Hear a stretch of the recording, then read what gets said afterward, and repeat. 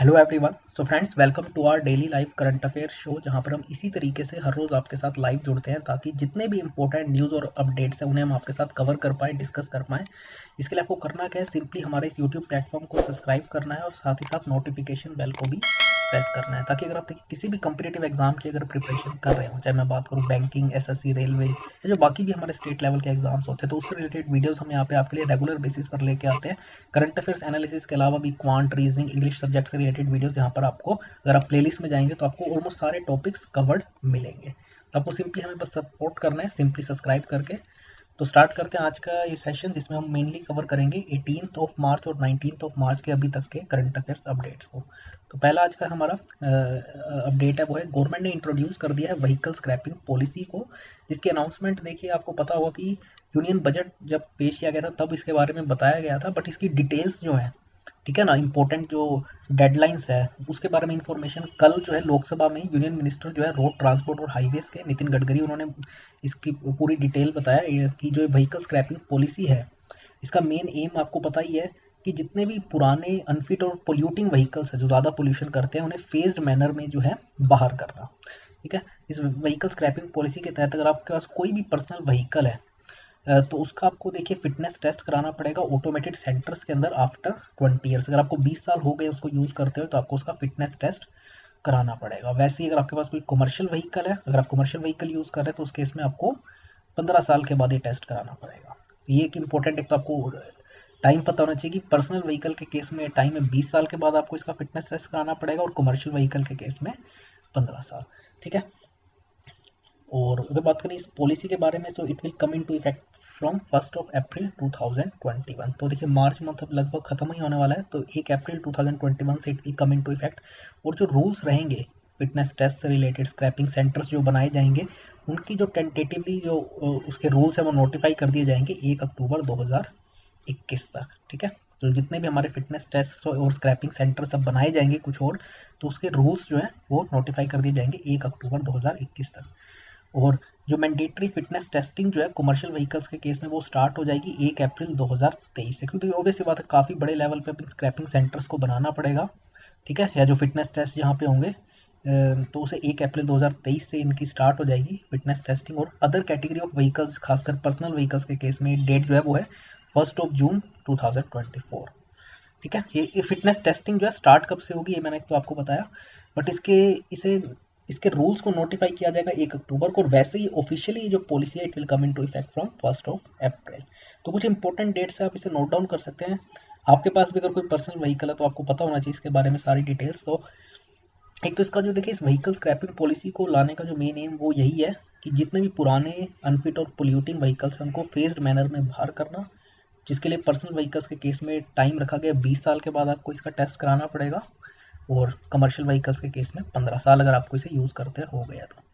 It will come into effect from 1 अप्रैल, और इसके जो रूल्स रहेंगे फिटनेस टेस्ट और स्क्रैपिंग सेंटर से रिलेटेड वो नोटिफाई कर दिए जाएंगे 1 अक्टूबर 2021, और इनकी टेस्टिंग कमर्शियल व्हीकल्स के केस में 1 अप्रैल 2023 से स्टार्ट होगी, और बाकी कैटेगरी ऑफ व्हीकल्स के लिए 1 जून। ठीक है, तो सब नोट डाउन कर लें, काफ़ी इंपॉर्टेंट ये अपडेट है। देन दूसरा अगर बात करें तो कल ही राज्यसभा ने पास कराया है इंश्योरेंस अमेंडमेंट बिल 2021।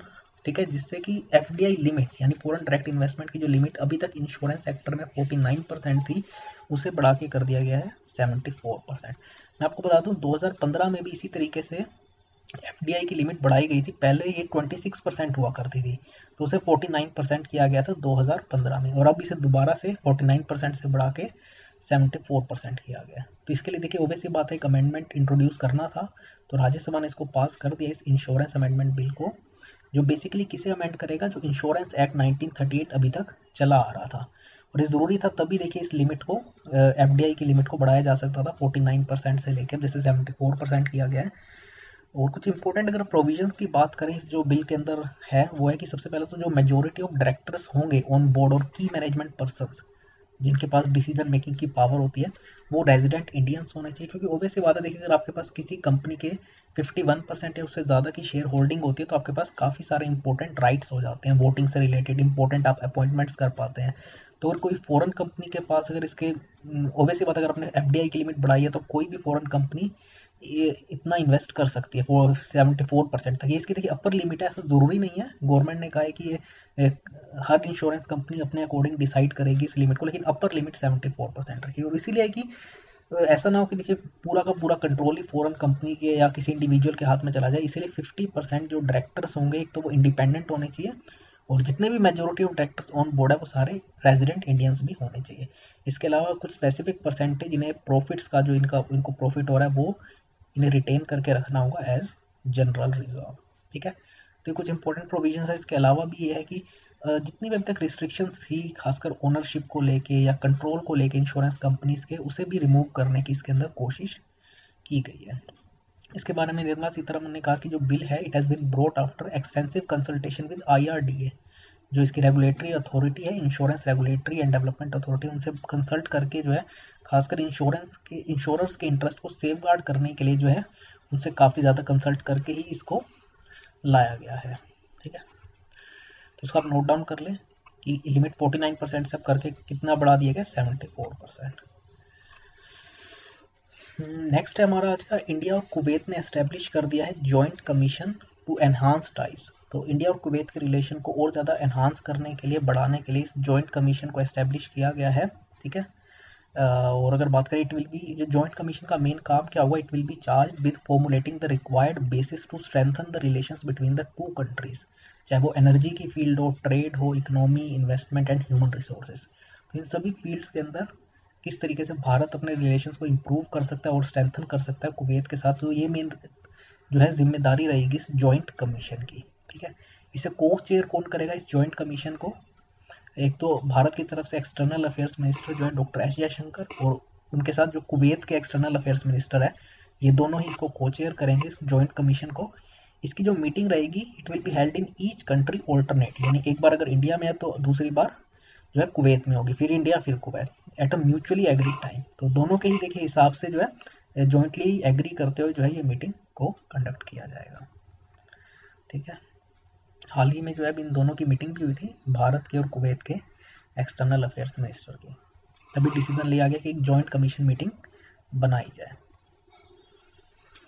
नेक्स्ट अगर बात करें तो जो UNDP है यानी यूनाइटेड नेशंस का जो डेवलपमेंट प्रोग्राम है, उसने लॉन्च किया है सही दिशा। ये कैंपेन है बेसिकली उन वुमेन्स, खासकर जो रूरल एरियाज में रहते हैं, उनके लाइवलीहुड को सेलिब्रेट करने के लिए एक कैंपेन लाया गया था। ठीक है, कि किस तरीके से, देखिए ऑब्वियस ही बात है, रूरल पार्ट्स अगर आप इंडिया में जाएंगे तो वहाँ पे खासकर जॉब से रिलेटेड और जो है एंटरप्रेन्योरशिप से रिलेटेड काफ़ी सारे चैलेंजेस रहते हैं। अगर आप रूरल एरियाज़ में जाएंगे तो वहाँ पे आपको ज़्यादा इंटरनेट कनेक्टिविटी नहीं मिलती, ट्रांसपोर्ट की ज़्यादा फैसिलिटीज़ नहीं होती, तो इसलिए उसके बाद भी किस तरीके से वुमेंस जो है इसे ओवरकम करती हैं, उसको लेके जो है इसको ये सही दिशा कैंपेन को सेलिब्रेट किया जा रहा है। इस पर बात कर लेते हैं। So United Nations Development Program has launched Sahi Disha campaign in order to celebrate women's livelihoods and entrepreneurship in the rural parts of India. इसका मेन कैंपेन का यही जो मेन हाईलाइट है कि उन इश्यूज को, उन हर्डल्स जो इम्पैक्ट करते हैं उन वुमेन्स की जो अपॉर्चुनिटी होती है, देखिए किस तरीके से आप देखिए आपको मैंने बताया रूरल एरियाज में काफ़ी सारे हर्डल्स तो रहती हैं, उनको ओवरकम कैसे करती है वुमेन्स, ताकि जॉब से रिलेटेड अपना लाइवलीहुड कैसे वो सस्टेन करते हैं, इसके अलावा एंटरप्राइजेस वगैरह को कैसे वो हेल्प करती है और किस तरीके से वो सेल्फ रिलाइंट हो सकते हैं, इससे रिलेटेड ये कैंपेन है। ये 5 साल का कोलैबोरेशन किया गया है विद IKEA फाउंडेशन UNDP ने, जिससे 1 मिलियन वुमेन को काउंसलिंग के थ्रू, स्किलिंग सर्विसेज के थ्रू लाइवलीहुड और जॉब अपॉर्चुनिटीज़ रूरल इंडिया में अक्रॉस 5 स्टेट्स प्रोवाइड करने का ये एम है। ठीक है, तो इसे आप नोट डाउन कर सकते हैं, इस सही दिशा कैंपेन। क्लियर है? सो UNDP यानी यूनाइटेड नेशंस का जो डेवलपमेंट प्रोग्राम है उसने इस कैंपेन को लॉन्च किया है, ताकि जितने भी हमारे वुमेन की जो लाइवलीहुड है या एंटरप्रेन्योरशिप को किस तरीके से वो सस्टेन करते हैं, ठीक है, चैलेंजेस के बावजूद रूरल पार्ट्स ऑफ इंडिया में, तो उसको लेके ये कैंपेन है। ठीक है, तो इस पर आप नोट डाउन कर सकते हैं। आगे अगर बात करें, आखिरी आज का हमारा अपडेट है, US डिफेंस सेक्रेटरी लॉयड जे ऑस्टिन जो है वो आज भारत आ रहे हैं 3 दिनों के दौरे पर। इसमें वो डिफेंस मिनिस्टर राजनाथ सिंह से मिलेंगे और बाकी के भी, जैसे NS से जो अजीत डोभाल है उनसे भी, और बाकी के भी सीनियर डिग्नेटरीज से ऑफ द गवर्नमेंट। और मेन डिस्कस जो किया जाएगा वो यही है, किस तरीके से भारत और US के डिफेंस पार्टनरशिप जो है उसको और स्ट्रेंथन किया जाए। इसके अलावा मिलिट्री टू मिलिट्री कोऑपरेशन, आप देखा होगा काफ़ी सारी एक्सरसाइज जो है भारत यूएस के साथ करता है। इसके अलावा डिफेंस से रिलेटेड ट्रेड और इंडस्ट्री कोऑपरेशन के भी फील्ड में।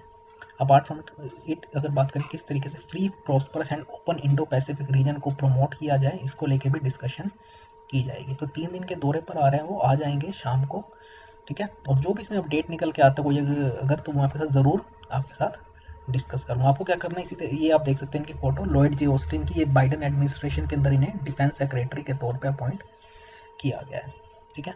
तो कोई भी अगर अपडेट या एमओयू अगर साइन होता है तो ज़रूर मैं आपके साथ डिस्कस करूँगा आने वाले दिनों के में करंट अफेयर्स के शो में। तो आपको क्या करना है, सिंपली हमारे साथ बने रहना, इसी तरीके से सिंपली सब्सक्राइब करके, और आप हमारी वेबसाइट takshilalearning.com पर भी जा सकते हैं अगर आप बैंकिंग, एसएससी या रेलवे का कोर्स परचेज करना चाहते हैं। तो आज के इस वीडियो में इतना ही फ्रेंड्स, थैंक्स।